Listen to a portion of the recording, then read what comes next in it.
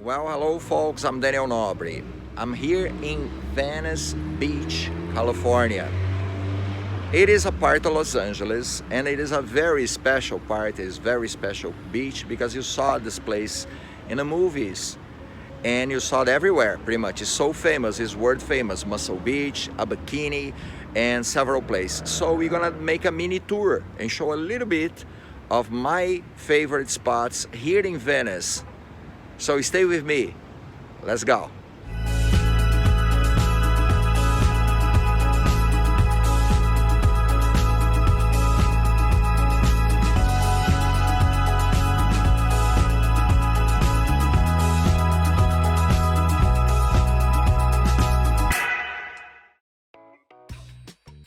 Attraction number 1, the Venice Canals. The historic district is noteworthy for possessing man-made wetland canals built in 1905 by developer Abbot Kinney as part of his Venice of America project. Kinney got the idea to recreate the appearance and feel of Venice, Italy and a coastal Los Angeles County. The residential district surrounding the remaining canals was listed on the National Register Historic Places in '82. However, in recent years there has been extensive renovation work in many of the houses and many large modern houses have been built. By the middle 1920s, with cars quickly gaining popularity, the canals were viewed by many as outdated. As a result, a number of canals were filled in 1929 to make room for paved roads. The water enters the canals through the sea gates in the Marina del Rey breakwater and again in Washington Boulevard. They open at the low tide to drain most of the water, and at the high tide they are closed, trapping the water for about 3 days before being refreshed again. The number 2, Windward Avenue and Venice Circle. The only word that comes for me walking throughout the Venice Circle is this. This is something incomplete. Something is quite missing in there, a finishing touch in there. I hope the city of Los Angeles is working on that because it's such a cool place to visit and is right open. As you see in the images in there, that is the torso sculpture, but I think it needs more finishing the circle itself. Okay, protected by all sort of vandalism in a fence, it is the last gondola from the 1920s Venice of America. So this has been preserved by the city of Los Angeles and you can see it's across from the Venice Circle. And here it is, Windward Avenue and Pacific Avenue corner, you see the Venice sign. Abbot Kinney built a block-long arcade business street with Venetian architecture. Kinney hired artist Felix Piano to design the columns of the buildings. Included in the capitals are several faces, modeled after him and a woman named Nettie Bulk. So here in Windward Avenue is still the best place to see classic old architecture from the original 1920s Venice of America. The number 3 has to do with art, and for me it's the best.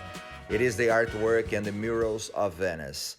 There are several spots to see it, and they are all fantastic. I was capable during my visit to capture quite a few of them, and I went over the list of the principal and the most notorious art wall and start going around the city to capture them. And some of them, like this one in particular or that one, it is very casual, just driving Abbot Kinney and walking in between the buildings. Sometimes you see artwork very unusual in the middle of the alleys and secondary streets, like in this case right here. Most of the cases I try to capture and put the name of the artist, but some of them I couldn't get it. Notable artists used to maintain studios in the area that included Charles Arnoldi, Jean-Michel Basquiat, John Baldessari, Larry Bell, Billy Al Bangston, James Georgopoulos, Dennis Hopper and Ed Ruscha. Music. Venice was where the rock band The Doors were formed in 1865 by UCLA alumni Ray Manzarek and Jim Morrison. The Doors will go on to be inducted into the Rock and Roll Hall of Fame, and Morrison being considered one of the greatest rock and roll frontmen. Venice has been known as preferred location for creative artists. In the 50s and 60s, Venice became a center to the Beat generation, and there were an explosion of poetry and art, which continues today. And the Venice Boardwalk artwork in the area are made by many famous murals by local artists. And artist Rip Kronk reworked on The Birth of Venus by Botticelli. He created his version, Venice Canals, here, and is just fantastic. And number 4, Abbot Kinney Blvd is a principal attraction with stores, restaurants, bars, and art galleries lining the street. The street was described as a derelict strip of rundown beach, cottages, and empty brick industrial buildings called West Washington Boulevard. During the 1980s, the community groups and property owners pushed for renaming a portion of the street to honor Abbot Kinney.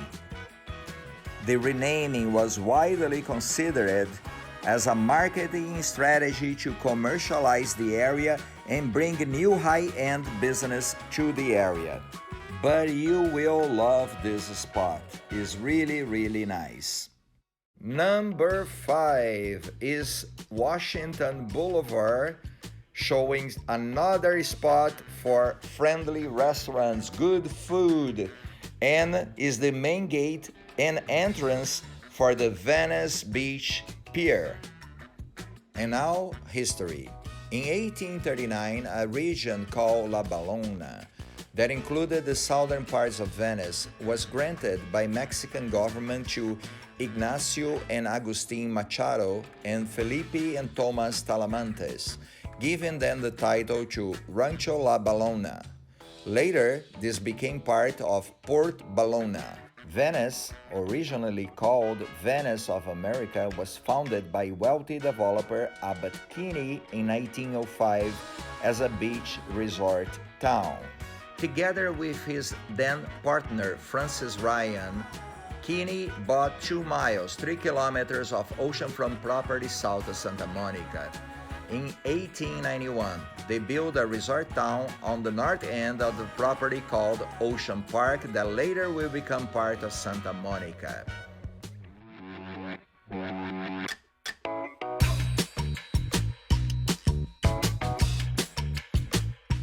And now we are heading to a bodybuilder's paradise. Is the attraction number 6, Muscle Beach, Venice. During the 50s, Muscle Beach was actually in Santa Monica. I still have a plaque in there, then of course there's bodybuilding in there. But here is the main one that became world famous in the 80s. To this day is the best equipped gym, right next to the Joe Wheeler Stadium. As you see from my images in there was not much going on the day of the week that I choose to go there very early in the morning. To see the action, I invite you to come back or go there on Saturdays or Sundays that you see a lot of people at the gym exercising. Now, this is a store right next to it on the boardwalk that you should stop there to take a selfie with this guy. And the number 7 is Venice Beach itself, which receives millions of visitors a year, has been labeled as cultural hub known for its eccentricities, as well a global tourist destination. It includes the promenade that runs parallel to the beach, also the oceanfront walk, Muscle Beach, and the Venice Beach Recreation Center. Venice was an independent city until 1926, when it merged with the city of Los Angeles. The population of Venice around 1910 were a little bit over 3,000 people. Today is over 40 8,000 people based on the census of 2008. Venice Beach has been host a number of well-known skate spots throughout the history of skateboarding. From the backyard balls to the concrete plaza covered in graffiti, the landscapes of Venice, California were integral to the development of skateboarding. Starting in 2000s, a group of Venice locals, headed by Jesse Martinez, organized an effort to build the Venice Beach skate park. And the result you can see right here. Art and Venice are synonymous. In 1970s, performance artist Chris Burden created some of his early groundbreaking work in Venice. In the 80s and 90s, the Venice Beach boardwalk became a mecca for street performances. The basketball courts in the Venice Beach Recreation Center are renowned across the country for their high-level streetball. Several professional basketball players developed their games or have been recruited on these courts. Also at the Recreation Center, you can find handball courts, paddle tennis courts, and numerous beach volleyball courts.